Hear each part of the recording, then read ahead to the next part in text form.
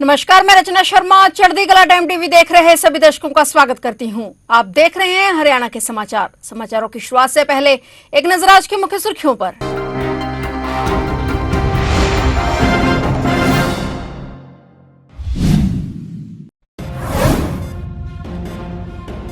बिजली वितरण क्षेत्र में होगा बड़ा बदलाव, उपभोक्ताओं को मिलेंगे अधिक विकल्प। केंद्रीय मंत्री मनोहर लाल ने दी जानकारी।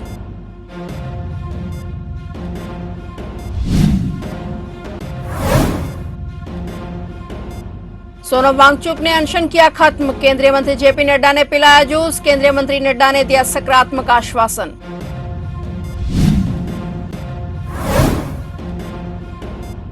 हरियाणा के पहले जेई टैग वाला फल बना सिरसा का किन्नू। सीएम नायब सैनी ने किसानों को दी बधाई। सिरसा के किन्नू को अंतर्राष्ट्रीय स्तर पर मिलेगी पहचान।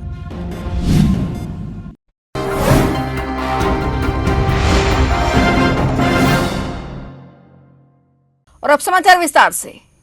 देश के बिजली वितरण क्षेत्र में व्यापक सुधारों की दिशा में केंद्र सरकार ने एक और महत्वपूर्ण कदम बढ़ाया है। केंद्रीय ऊर्जा मंत्री मनोहर लाल की अध्यक्षता में ऊर्जा मंत्रालय की संसदीय परामर्शदात्री समिति की बैठक आयोजित की गई, जिसमें बिजली क्षेत्र के भविष्य से जुड़े कई अहम विषयों पर विस्तृत विचार विमर्श हुआ। बैठक का मुख्य एजेंडा प्रारूप बिजली संशोधन विधेयक 2025, प्रारूप राष्ट्रीय बिजली नीति 2026 तथा बिजली वितरण व्यवस्था में प्रस्तावित सुधारों पर सांसदों के सुझाव प्राप्त करना था। बैठक में विभिन्न राजनीतिक दलों के सांसदों ने बिजली क्षेत्र में सुधारों को लेकर अपने विचार, सुझाव और अनुभव साझा किए। ऊर्जा मंत्री मनोहर लाल ने कहा कि सरकार का उद्देश्य केवल बिजली उपलब्ध कराना नहीं, बल्कि उपभोक्ताओं को विश्वसनीय, गुणवत्तापूर्ण और प्रतिस्पर्धी सेवाएं उपलब्ध कराना है। इसके लिए वितरण व्यवस्था में समय के अनुरूप बदलाव आवश्यक है। इस व्यवस्था का उद्देश्य उपभोक्ताओं को अधिक विकल्प उपलब्ध कराकर बिजली वितरण क्षेत्र में स्वस्थ प्रतिस्पर्धा को बढ़ावा देना है। ऊर्जा मंत्रालय का मानना है कि प्रस्तावित सुधारों से बिजली वितरण कंपनियों की कार्यकुशलता बढ़ेगी और सेवा प्रदाताओं के बीच स्वस्थ प्रतिस्पर्धा विकसित होगी। उपभोक्ताओं को बेहतर सेवाएं प्राप्त होंगी। इससे बिजली वितरण क्षेत्र अधिक विश्वसनीय, पारदर्शी और भविष्य की चुनौतियों का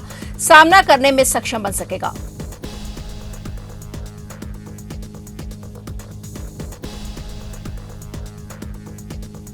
पारदर्शी पेपर प्रणाली की मांग को लेकर अनशन कर रहे प्रसिद्ध इंजीनियर और समाजसेवी सोनम वांगचुक का केंद्रीय मंत्री जेपी नड्डा ने जूस पिलाकर अनशन समाप्त करा दिया है। सरकार द्वारा सोनम वांगचुक की मांगों पर सकारात्मक रुख दिखाते हुए वांगचुक अनशन समाप्त करने को तैयार हुए। देर रात करीब 11:15 बजे केंद्रीय मंत्री जेपी नड्डा और जितेंद्र सिंह वेदांता अस्पताल पहुंचे। यहां दोनों ने आईसीयू में सोनम वांगचुक से मुलाकात की और काफी देर तक दोनों में बातचीत भी हुई और इस दौरान उन्होंने डॉक्टरों से वांगचुक के स्वास्थ्य की भी जानकारी ली। मुलाकात के दौरान सोनम वांगचुक की पत्नी गीतांजलि सहित अन्य भी आईसीयू में मौजूद रहे। केंद्रीय मंत्री जेपी नड्डा और जितेंद्र सिंह ने सोनम वांगचुक से बात की और उन्हें जूस पिलाकर अनशन समाप्त करा दिया। इस दौरान जेपी नड्डा ने कहा कि सोनम वांगचुक द्वारा अनशन समाप्त करने का निर्णय मोदी सरकार की छात्रों के प्रति प्रतिबद्धता दर्शाता है। सरकार देश में पारदर्शी परीक्षा तंत्र स्थापित करने और पेपर लीक माफिया के खिलाफ सख्त कार्रवाई करने के लिए संकल्पबद्ध है। देश के युवाओं का भविष्य सुरक्षित करना सरकार की सबसे बड़ी प्राथमिकता है। हरियाणा के मुख्यमंत्री नायब सिंह सैनी ने सिरसा के किन्नू को जियोग्राफिकल इंडिकेशन टैग देकर किसानों को बधाई दी है। उन्होंने कहा कि यह हरियाणा का पहला फल है जिसे जीआई टैग मिला है। इससे सिरसा के किन्नू को राष्ट्रीय और अंतर्राष्ट्रीय स्तर पर एक नई पहचान मिलेगी और किसानों की आय बढ़ाने में मदद मिलेगी। मुख्यमंत्री नायब सैनी ने किसानों से किन्नू के उत्पादन और गुणवत्ता को बनाए रखने की भी अपील की। उन्होंने कहा कि जीआई टैग मिलने से सिरसा के किन्नू की ब्रांड वैल्यू बढ़ेगी और किसानों को अपनी उपज के लिए बेहतर दाम मिल सकेंगे।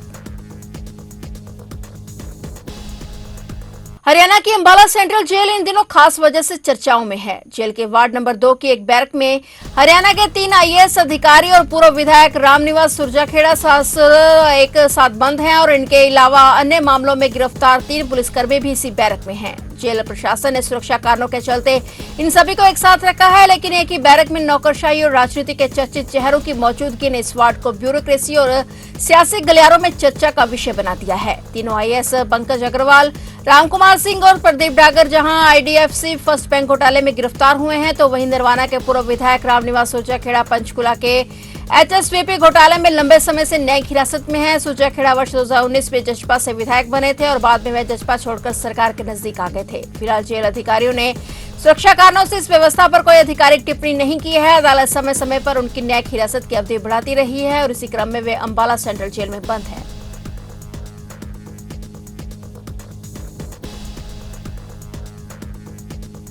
हरियाणा स्कूल शिक्षा विभाग ने राज्य के सरकारी स्कूलों में तैनात शिक्षकों के तबादलों के लिए ऑनलाइन टीचर ट्रांसफर ड्राइव की प्रक्रिया आधिकारिक तौर पर शुरू कर दी है। नए शेड्यूल के अनुसार 1 अगस्त 2026 से MIS पोर्टल पर शिक्षकों के डाटा वेरिफिकेशन का काम शुरू हो जाएगा, जबकि तबादलों की अंतिम मेरिट सूची 30 अगस्त 2026 तक जारी कर दी जाएगी। इस पारदर्शी और डिजिटल प्रक्रिया का मुख्य उद्देश्य राज्य भर के स्कूलों में शिक्षकों का संतुलित आवंटन सुनिश्चित करना और दूरदराज के क्षेत्रों में खाली पदों को भरना है। सभी पात्र शिक्षकों को सलाह दी जाती है कि वे निर्धारित समय सीमा के भीतर अपने प्रोफाइल को अपडेट और सत्यापित कर लें और सर्विस रिकॉर्ड, विषय वरिष्ठता, पति पत्नी के रोजगार स्थिति और दिव्यांगता या बीमारी से जुड़ी छूट के दावों को 1 से 7 अगस्त के बीच अनिवार्य रूप से सत्यापित करना होगा। डेटा में किसी भी प्रकार की गड़बड़ी पाए जाने पर संबंधित शिक्षक का आवेदन खारिज किया जा सकता है और प्रशासनिक कार्रवाई भी संभव है। शिक्षक अपनी सुविधा अनुसार अधिकतम विकल्प भर सकते हैं, जिससे मेरिट के आधार पर उन्हें इच्छित स्टेशन मिल सके। हरियाणा राज्य विजिलेंस और एंटी करप्शन ब्यूरो ने बड़ी कार्रवाई की है। असिस्टेंट रजिस्टर्ड कोऑपरेटिव सोसाइटीज के ऑफिस में तैनात इंस्पेक्टर कश्मीरी लाल को 4,000 रुपए की रिश्वत लेते हुए रंगे हाथों गिरफ्तार कर लिया गया है। आरोपी पर प्लांट ट्रांसफर करने के बदले रिश्वत मांगने का आरोप है। मिली जानकारी के मुताबिक शिकायतकर्ता ने लगभग 15 महीने पहले एक प्लॉट खरीदा था और प्लॉट खरीदने के बाद वह कई महीनों से इसे अपने नाम पर ट्रांसफर करवाने के लिए असिस्टेंट रजिस्टर्ड कोऑपरेटिव सोसाइटीज के ऑफिस के चक्कर लगा रहा था। आरोप है कि इंस्पेक्टर कश्मीरी लाल ने प्लॉट ट्रांसफर की प्रक्रिया पूरी करने के बदले शिकायतकर्ता से 5,000 रुपए की रिश्वत मांगी। वहीं डील 4,000 में पक्की हुई। शिकायतकर्ता ने इसकी सूचना एसीबी को दी। शिकायत का सत्यापन होने पर एसीबी ने जाल बिछाया। शिकायतकर्ता रिश्वत की रकम लेकर आरोपी के पास पहुंचा। जैसे इंस्पेक्टर कश्मीरी लाल ने 4,000 रुपए की रिश्वत ली, मौके पर विजिलेंस टीम ने उसे ऑफिस में रंगे हाथों गिरफ्तार कर लिया।